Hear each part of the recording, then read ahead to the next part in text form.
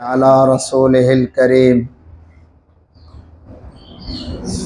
بسم الله الرحمن الرحيم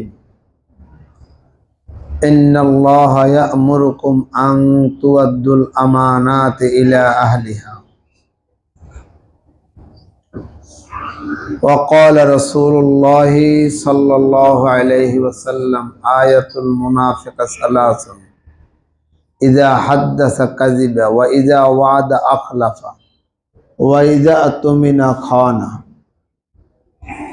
اللهم صل وسلم وبارك عليك ونستغفرك ونتوب إليك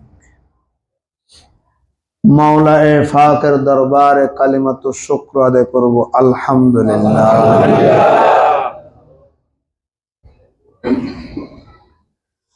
आगामीकालके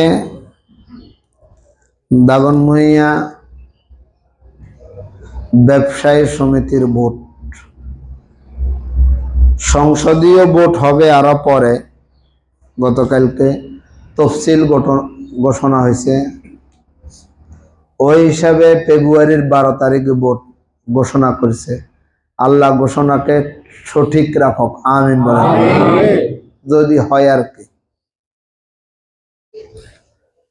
আগামীকালকে বাজার ব্যবসায়ীদের যে ভোট, এটা আশা করি হবে। রাত পোহাইলে ভোট, মানুষ দোয়ার জন্য আসে। যারা ভোট দিবে তারাও, যারা ভোট পাবে প্রার্থী তারাও দোয়ার কথা বলে। যারা ভোটে দাঁড়াইছে তারা যখন ভোটার কাছে যায়, ঠিক আছে আমরা ছাড়া কাকে ভোট দেব, এটা একটা ওয়াদা।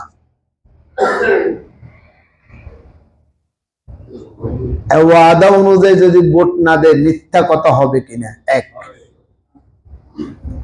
নম্বর। 2, আপনি চাপে পড়িয়া তাকে ভোট দিবেন কইছেন, আসলে অন্তর হয়েছে তাকে ভোট দিবেন না। কোন কারণে অকারণে তাকে খুশি করার জন্য বলছেন আমি ভোট দিব, আসলে অন্তর হয়েছে ভোট দিব না, ভোট দিব আরেকজনকে। এটা কি ওয়াদা হয়েছে আর ওয়াদা হয় নাই, এক। আর ভোট না দিলে কি মিথ্যা কথা হবে কি হবে না, 2। 3 নম্বর হয়েছে এটা একটা আমানত ভোট। তা আপনি ওয়াদা করলেন একজনের সাথে, একজনকে ভোট দিবেন। আজকের ওয়াজ শুনিয়া দেখলেন যে তাকে ভোট দেওয়া খাটবে না, আমার আমানতের খেয়ানত হবে। এখন আপনি যে ওয়াদা করলেন, মিথ্যা কথা বললেন, আমানতকে সঠিক রাখতে যাইয়া সঠিক জায়গায় ভোট দিলে আপনার অবস্থানটা কোথায়? প্রশ্ন বুঝলে উত্তর বোঝা সহজ।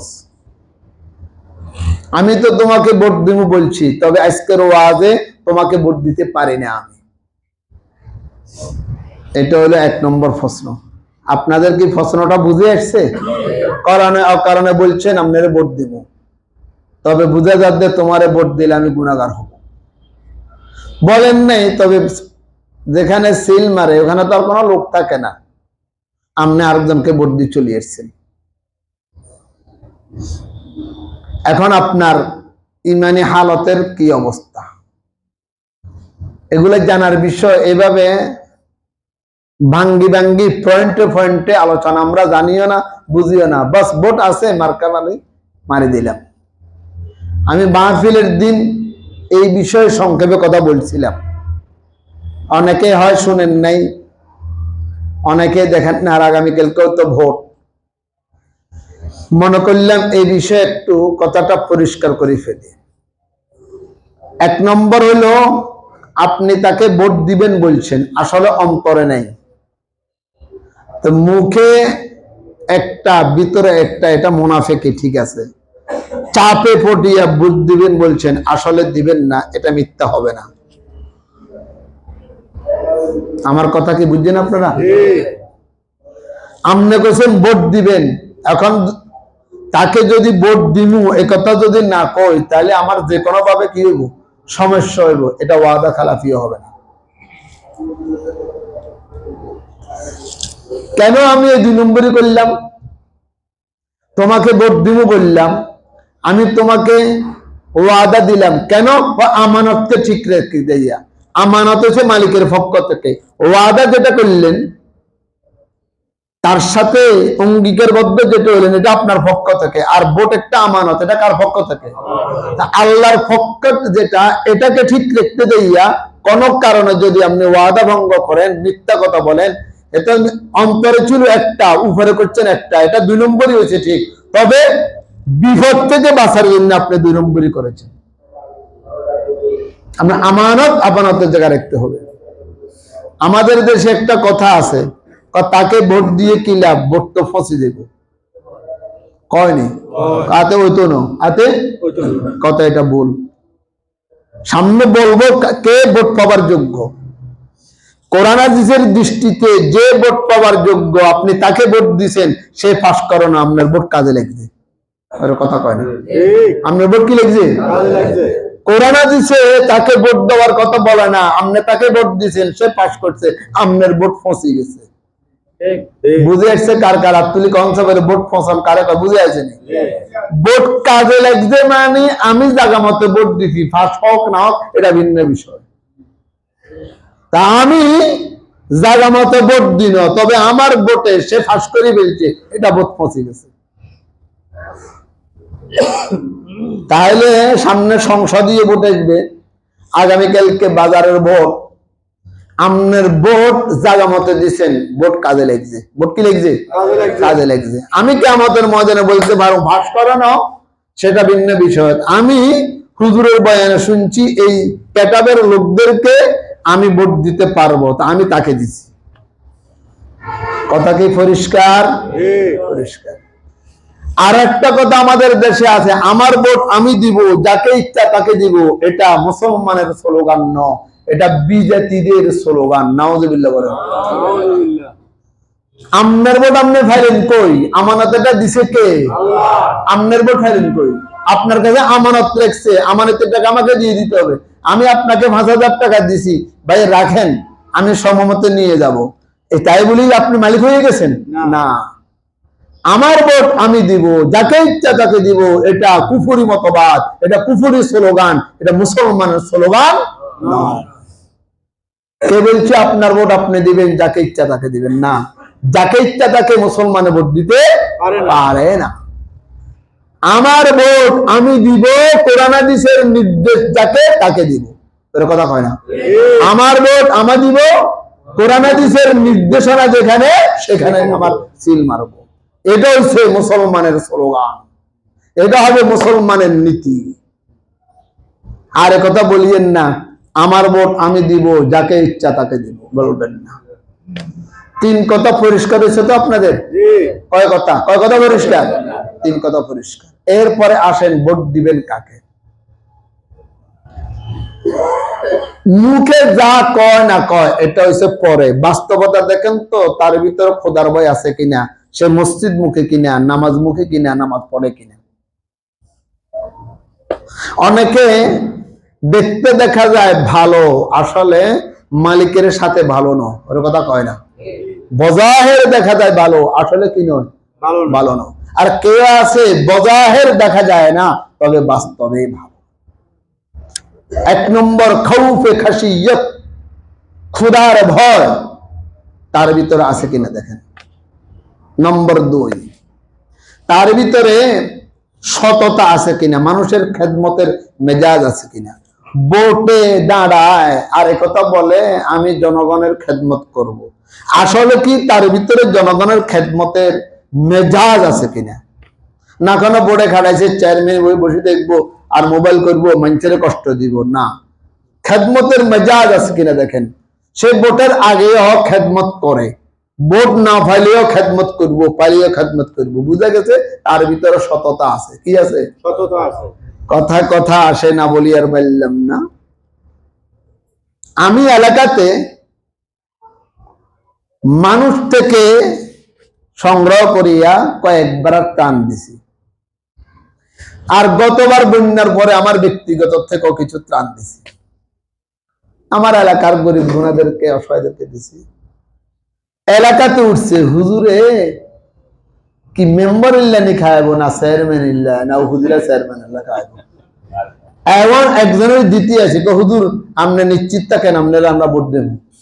আমি খাম দিয়ে আর কি আগো আপনি নিশ্চিত থাকেন আপনারা আমরা কি দিব ভোট দেব। তো মানুষ মনে করে ত্রাণ দিলে আর কথা কয় না কি দিলে ত্রাণ দিলে সহযোগিতা করলে নিশ্চয় এতে কি করবো। আমার উপরও আমার কাছে অফার আসছিল যে কোনো একটা দল থেকে একটা মার্কা নিয়ে ভোট করার জন্য। আমি বলছি আমার বা হায়াতে মৃত্যু পর্যন্ত যত রঙের অফার আসবে আমি এই কাজে যাব না, এটা আমার ব্যক্তিগত বিষয়, আমি যাব না এই কাজে। তোমরা দ্বারা আমি সহযোগিতা করব, দোয়া করব, আমি যাব না। আমাকে একবারে খাস কামরা ডাকিয়ে বলছে, একবারে দলের প্রধানে আমি বলছি আমি এই কাজে যাব না, আমাকে আমার অবস্থানে থাকতে দেন।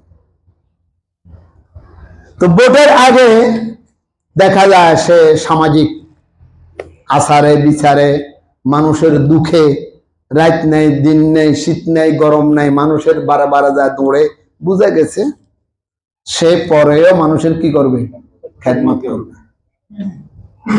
তিন, তার ভিতরে টাকার লোভে কাজ করতেছে না। দেখেন যে যদি হইতে পারি এই পদে তাহলে মাশাআল্লাহ একটা কিছু করা যাবে, ওর কথা কয় না। তাতে তো সো আগে তুমি ডাকাতির খেয়াল কথা কয় না, কি এর খেয়াল ডাকাতির খেয়াল, আতে বুঝি ভোট পাবো, দিচ্ছে তাকে ভোট। ভোটের আগে তোমার এই অবস্থা, ভোটের পর তোমার এই অবস্থা। অত বছর বয়স হয়েছে তোমাকে কোনোদিন এইভাবে চলতে দেখি নাই, ভোটের পরে টাকায় বলবো কোথার থেকে আসলো, এই সম্পদের মালিক তুমি কোথার থেকে হইলা। আমাদের ধর্ম উপদেষ্টা ডক্টর আফম খালেদ হোসেন বলেছে, আমি শুনেছি কল ক্ষমতা পাওয়ার আগে আমার অর্থনীতির যে অবস্থা ক্ষমতা পাওয়ার পরে 10 হইছে বাড়েনো, কথা কয় না। সরকারের কোন বিভিন্ন জায়গায় গেলে আমাদেরকে বলে আমরা তো মন্ত্রী, তো আমার বাজেট নাই, তো বিপদে পড়ে আমার ভগত কিছু দিতে হয়, আমরা তো 2 নম্বরই করি, কালো টাকা দিয়ে আমরা এগুলো করতে পারি না। 1 টাকাও বাড়ানো আরো কিচ্ছে কমছে। আর আমাদের দেশের ভোটের অবস্থা হইলো আমি যদি 1 টাকার মালিক হই বাস হওয়ার পরে আমি কোটি টাকার মালিক, কথা কয় না। দেখুন তো তার অবস্থাটা কি। যদি এই মেজাজের হয় যেটা অতীত হয়েছে বাংলাদেশে, যে কলা গাছ ফাড়ি আঙ্গুল ফাড়ি কি হয়েছে কলা গাছ হয়েছে, বাপরে বাপ কি অবস্থা। কোথার থেকে তোমার আয়ের এত উৎস। বাংলাদেশে যদি সঠিকভাবে যদি রাস্তাঘাট হইতো, যেভাবে বাজেট হয় এভাবে হইতো, তাহলে বাংলাদেশ এখন থেকে আরো 50 বছর আগিয়ে যেত। শুনি আর কি এই রাস্তার জন্য, এই ব্রিজের জন্য, এই বেটার জন্য এটা বাজেট। আমার সাথে এক কন্ট্রাক্টরের পরিচয় আছে, নাম বলবো না, কন্ট্রাক্টর দাগন ভুঁইয়া। সে আমার এখানে বসে ফোন করতেছে যে 3 নম্বর ইট আছে না, কথা কয় না 3 নম্বর ইট আছে, কয় নম্বর 3 নম্বর। তাই যদি 3 নম্বর ইট, আমরা 1 নম্বরের উপরে থাকলে ওটা কেনার জন্য চেষ্টা করি, আমরা 3 নম্বর ইট। হুজুর আমরা বড় বিপদে আছি। কি বিপদে? কন্ট্রাক্টরি করেন, অনেক কিছু তো করলেন, এখন আবার বিপদে। বাজেট যদি 2 কোটি টাকা হয়, এগুলা আমাদের কাজের আসতে আসতে 50 লাখ টাকা মধ্যে খরচ হয়ে গেছে। 1 নম্বরে উঠেছে এটা, অমুক টেবিলে অমুক টেবিলে অমুক টেবিলে অমুক টেবিলে অমুক টেবিলে, এটা তো গেছে টেবিলে, এরপরে গেছে রাস্তায় গেছি সন্ত্রাসী, টাকা দেওয়া নয়তো কাম বন্ধ, জানেও না এরা, টাকা দেওয়া নয়তো কি বন্ধ, হিয়েনে দিছি আরো 10 লাখ, কথা কয় না, হিয়েনে দিছি ক লাখ 10 লাখ।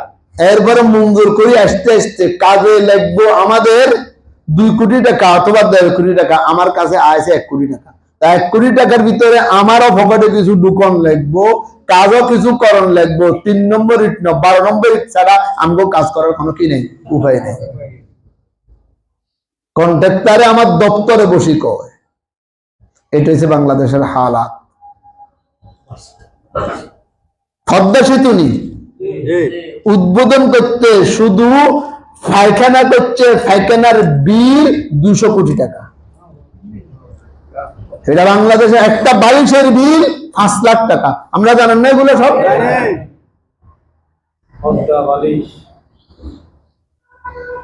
এটা হচ্ছে বাংলাদেশের হালাত। বাংলাদেশকে কে বলছে গরিব? কে বলছে গরিব? বলছিল যে মেট্রো রেলের স্টেশন নষ্ট হয়ে গেছে, 300 কোটি টাকা লাগবে ঠিক করতে, কইছিল নি? মাত্র 30 লাখ টাকা দিয়ে কি করিয়ে লেছে, ঠিক কোনা 300 কোটি, কোনা 30 লক্ষ টাকা। যদি এই মেজাজের হয় 300 কোটি টাকা লাগবে, 30 লক্ষ টাকার মাল, এমন ব্যক্তি যদি নির্বাচন আমনের কাছে আসে, তা আমনে হাতেরে বিপদে ফটে করিয়ে না, আচ্ছা ঠিক আছে, কথা কয় না, কি করবেন, কি করবেন, আচ্ছা ঠিক আছে বস। এটা আমার কাছে তো দোয়াল্লা, যে কেউ ফোন করে, কে আমি ব্যাঘাত তো করতে, আচ্ছা ঠিক আছে, ওর কথা কয় না, কি কোন লাগে, আচ্ছা ঠিক আছে, আর কি করবো, এটা ছাড়া আমার কোন উপায় নাই। আমি ওয়াদাবদ্ধ হইলেন না, তোকে দিব, বিপদে ঘটবো তো তোকে কথা বলি। মনে করছিল হুজুর কাছে দোয়াল্লা, হুজুর দোয়া করবো, আর বা 2-4 জনকে করবো। তবে আমি আমভাবে বলতেছি, আগামীকালকে আপনি আমানত ব্যবহার করবেন, আমানত হিসেবে। ইন্নাল্লাহ ইয়ামুরুকুম আন তুআদ্দুল আমানাতি ইলা আহলিহা। আমানত মুনাফিকের আলামত 3টা, ইযা হাদাসা কাযিবা, মিথ্যা কথা বলা, ওয়া ইযা ওয়াদা আকলাফা, ওয়াদা খেলাফ করা। কিছুক্ষণ আগে বললাম, কোন কারণে পরে যদি ওয়াদা করছেন, এখন ওয়াদা মেকালে করছেন, ওয়াদা করছি দিন, মিথ্যা কথা হবে না। কেন? ওই আমানতকে ঠিক রাখতে যাইয়া, তোকে যদি ভোট দিয়ে আমার আমানত নষ্ট হবে, কইলাম তোর সাথে মিথ্যা কথা, আমি আমানত রাখবো। মিথ্যা কথা আমার কাজ, আমি বলি আল্লাহর কাছে মাপ চাবো। আমানতের কারণে আমানত যদি বাইরে জায়গায় ভোট পড়ে, তাহলে কাল কিয়ামতের ময়দানে তুই যত চুরি করলি, তুই যত বাটপারি করলি, তুই যত হাঙ্গামা করলি, তুই যত 2 নম্বরই করলি, সব গুনাহ আমার কাছে আসবে। আদমান দাল্লা আলা খাইরিন ফালাহু মিসলু আজরি ফাইলি। তোর ভোটের কারণে সে মেম্বার হলো, তোর ভোটের কারণে চেয়ারম্যান হলো, তোর ভোটের কারণে চেয়ারম্যান হলো, তুই কেন ভোট দিলি, তুই কেন গুনাহগার হলি? এই জন্য এটার থেকে বাঁচার জন্য ওই আপনি ওয়াদা ভঙ্গ করেন, যদি ওয়াদা করছেন, মিথ্যা কথা বলছেন, ভঙ্গ করেন, আমানতকে ঠিক রাখেন। ওয়াদা ভঙ্গ করা এটা অস্থায়ী, এখন ওয়াদা করছি ভঙ্গ করে ফেলছি, আর মিথ্যা কথা বলা এটা অস্থায়ী, আল্লাহর কাছে মাপকাঠি হয়ে গেছি। আমানত যদি সঠিক জায়গায় রাখে, 5 বছরের জন্য তাকে আমি চেয়ারে বসাইলাম, যত গুনাহ করবে সব গুনার ভাগ আমার ভাগেও পড়বে। নাউজুবিল্লাহ। কে জানে আমার আলেমে আপনাদেরকে বুঝাতেন না পারলে, আপনাদের জ্ঞান দিয়ে আপনারা বুঝি নন। কে কে আজকে আমার ওয়াজটা বুঝছেন, হাত তুলে দেখান তো, বলে বুঝছি। কথা কি সবাই বুঝে আসছে? আল্লাহ আমাদেরকে বুঝার তৌফিক দান করুন। আমিন। আমানত মুকদ্দম, আমানত কার পক্ষ থেকে? আর মিথ্যা কথা আর ওয়াদা এটা আমার কাজ, আমারটা আমি মাপছাই নিব, আল্লাহটা আল্লাহর জায়গায় রাখবো। আমানত। আল্লাহ কয় ইন্নাল্লাহ ইয়ামুরুকুম, আল্লাহ তোমাদেরকে বলে আন তুআদ্দুল আমানাতি ইলা আহলিহা, জায়গা মতে আমানত রাখো। জায়গা মতে কি রাখো? আমানত। যার দ্বারা কাজ হবে। আবার আপনি দেখেন, যতজন ফাটতি দাঁড়াইছে এই পদে, এই পদের ভিতরে কাকে দিয়ে আমার 3 গুণ আছে, 3 গুণ নেই, 2 গুণ আছে, 2 গুণ নেই, 1 গুণ আছে, 1 গুণও নেই, তাহলে something is better than nothing. ওর কথা কয় না, কন না, something is better than nothing. নাই মাউতুন এবারে যাই আমরা হেদিকে যান। কথা কি বুঝাইতেন ভাবছি আপনাদেরকে? সূক্ষ্মভাবে বুঝেন। এভাবে স্পষ্ট কথা বলার পরে যদি আমার বুঝে না আসে, তো আমার তকদির খারাপ, আমি বুঝতে পারলাম না। আমার হেলেমে আপনাদেরকে বুঝতে পারলাম না। যারা আমরা দেখতেছি, আপনারাও শুনেন সূক্ষ্মভাবে। হ্যাঁ, ব্যক্তিগতভাবেও কেউ ভালো, রাজনৈতিকভাবে কেউ ভালো, নিজের আকরাবা হিসাবে কেউ ভালো, ওরা কথা কয় না। আমার আত্মীয় হারাইছে বলে কর্মই জন বিপদে আছি, তবে আর দলের ন আত্মীয় তাতে সময় কর্মী মারে, আত্মীয় মারে। ওই কারণে কে আছে আত্মীয়বাদ কর্মী কারে ফদের না দেয়, দলেরও ফদের না দেয়, কথা কয় না। আর কেউ আছে দলেরও ফদের না দেয় না, আত্মীয়তারও ফদর দেয় না। আজকে আমার ওয়াজ শুনে বাদ বর্তু আর কে দেখতো না, দেখেন আল্লাহ আমি জাগামতের আমি জাগামতে মারি মিছিল। কথা কি বুঝছেন আপনারা? বুঝলে আমানত এটা আজকের জন্য না, মৃত্যু পর্যন্ত যত জায়গায় আপনার রায় প্রকাশ করবেন এভাবে রায় প্রকাশ করবেন। আপনি মজলিসে বসছেন মশওয়ারায়, আপনি মশওয়ারা একটা ভোট, মশওয়ারাটা এমন ভাবে দিবেন যে এই কাজের জন্য এই যোগ্য এই পিঠ। আমি তাকে বললে তোমরা হাজি বগো, তোমরা আমি তোরা হাজি বগো, তুই আরে ভিড়ি কবি আয় তোরে ভিড়ি কবি, তুই আরে ভাবি কবি আয় তোরে ভাবি কবি না। আমি এদিকে দেখাবো না, যার দ্বারায় কাজটা হবে তার পক্ষে আমার রায় পেশ করবো। কথা বুঝে নিয়েছি মজার কথা কই এমন করে। এক মজলিসে ওলামায়ে কেরাম বসছে, বসার পরে জিজ্ঞেস করে কি রে সব জায়গায় দেখি অমুক আছে, এখন তোর বই এনে যে অমুকের দেই না, একটা মাহফিলের ব্যাপারে আরে কয় অমুক জায়গায় অমুক, অমুক জায়গায় অমুক, অমুক জায়গায় অমুক, আর কোন বছর যে এই জায়গায় অমুকের দেখি না। আমরাও তো মাঠে ময়দানে কথা কই, আমগরে তো কই মূল্যায়ন করে না, তা আমগরে যেহেতু মূল্যায়ন করে না আমরাও মূল্যায়ন করি না। তাকে তুই এবারে হাতারা কর, তোর মূল্য তুই তো সব গতিকা সমাবেলে 2 মিনিট কর। আর দিয়ের কথা কই হিয়া তো গতিকা নয়, হিয়া তো মাঠের মানুষ, ইয়া ময়দানের মানুষ, ইয়া তো গতিকা নয়, হিয়ার তো মানুষের টানের কর না। আমগরে মূল্যায়ন করে না, আমরাও মূল্যায়ন করতেন না। তোমরা হাজি বগো নাই তোরা হাজি বগো, তুমি আর হাজি সাহেব করবো, আমি তোর কি করবো হাজি সাহেব করবো। দুনিয়াতে চলছে এইভাবে, রাজনৈতিক ভাবে চলে। ওয়াজও এখন রাজনৈতিক সিস্টেমে চলছে। জানাজাও আজকে একটা জানাজা গেছি সকাল 10টায় ও কসকা, দেখলাম যে জানাজাতে আমিও গেছি রাজনীতি কারণে, জানাজাও রাজনীতি, ওর কথা কয় না। জানাজা কিয়া সব এই দলের রাজনীতির গুণায় হাজির, কথা কয় না। খুব কম লোক আছে দুনিয়াতে এমন যে রাজনীতির প্রভাবে আসে না, তার মহব্বতে আসে। রাজনৈতিক ব্যক্তিরা আসে একদিন 8 দলের লোক হয়ে গেছে, সব এখানে আসে হাজিরা দিতে হবে, চলছেন এখানে। তো খুলুসিয়ত কোথায় গেল, ইখলাস কোথায় গেল, মহব্বত কোথায় গেল, দ্বীন কোথায় গেল, আমানত কোথায় গেল? বলবে কে আর শুনবে কে? বলনেওয়ালাও নেই মিম্বরে বসি, আর শূন্যওয়ালার তবে খবর কোনো খবর নেই। আল্লাহ আমাদেরকে বুঝার তৌফিক দান করো। একটু ঠান্ডা মাথায় চিন্তা করেন, আজকের হুজুরের ঠান্ডা ঠান্ডা হাসি হাসি ওয়াজটা আমাদেরকে কি বললো, আমরা কোথায় আছি? মনে রাখবেন আলমার উমামান আহাব্বা, যার সাথে দিল মিলে তার সাথে আপনার হাসর হবে। কথা কয় না, কোন আদর্শের সাথে আপনার দিল মিলে, যে আদর্শের সাথে আপনার দিল মিলবে তার সাথে আপনার হাসর হবে।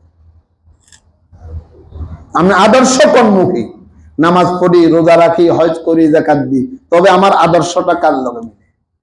এই ব্যাপারে অনেক অনেক ঘটনা আছে, আজকে আর বললাম না, সময় পেলে সামনে তো আরো আছে, ভোটের ব্যবস্থা আরো করা লাগবো। ফেব্রুয়ারির আগে ভোটের ব্যবস্থা করা লাগবে না, তখন মনে করে দিন বলে হুজুর একটা কঠিন ঘটনা আছে, আজকে ওই ঘটনাটা বলেন। আজকে আর এই ঘটনা বললাম না। দিল যেদিকে বলেন, দিল যেদিকে কিয়ামতের ময়দানে হাসর ওই দিকে। আমার কথা না মুহাম্মাদুর আলমারউ মা মান আহাব্বা, যার সাথে তোমার দিল তার সাথে তোমার হাসর। আপনি হাসর কার সাথে চান? হাসর যদি চান আকীদাগত দিক দিয়ে, ঈমান আমলের দিক দিয়ে, তার সাথে আপনি দিল মেলান। আর বলে না এত কথা বুঝি না, হুজুর জুমার নামাজ পড়তাম গেছি, আপনারা সব সিএম কথা শুনবেন লেনে গেছি, নামাজটা পড়াই দেন। তো আপনি তো মহব্বত লইয়া আসেন না, আকীদা নিয়ে আসেন না, গতিকটা আসছেন, জুমার নামাজে দিল পরিবর্তনের জন্য আসেন। এই যে নামাজে আসছি, অনেক এর ভিতরে সামাজিকতার জন্য নামাজে আসছি। সামাজিকতা, মানুষে কি করবো জুমার নামাজ না পড়লে? এটাও জুমার নামাজ না। আল্লাযীনা হুম ইউরাউন ওয়া ইয়ামনাউনাল মাউন, মানুষকে দেখাবার জন্য নামাজ পড়ে, এটাও যেরকম সামাজিকতা। সব হয়ে গেছে রুসুম আর বেদাত। আল্লাহ আমাদেরকে কথা ঠান্ডা মেজাজে মস্তিষ্ক খরচ করিয়া কথা বুঝিয়া সামনে অগ্রসর হওয়ার তৌফিক দান করো। আমিন। শেষ কথা, ভোট আমার না কোন মালিকের পক্ষ থেকে আমানত রাখছে। আমি 5,000 টাকা দিয়েছি, আমানত রাখেন, আমি যখন চাই তখন দিয়ে দিত। আল্লাহ তো দিন আমানত রাখছে, কাল্লাকা বাজার ব্যবসায়ের ভোট হয়েছে, তুই আমানত দিয়ে প্রকাশ কর। 12 ফেব্রুয়ারি আমানত দিয়ে কি কর? প্রকাশ কর তোর আমানত। আমার ভোট আমি দিব, যাকে ইচ্ছা তাকে দিব। এটা মুসলমানের স্লোগান নয়, এটা কুফরি স্লোগান। এটা কি স্লোগান? কুফরি স্লোগান। আল্লাহ আমাদেরকে বুঝার তৌফিক দান করেন। আমিন। যাদের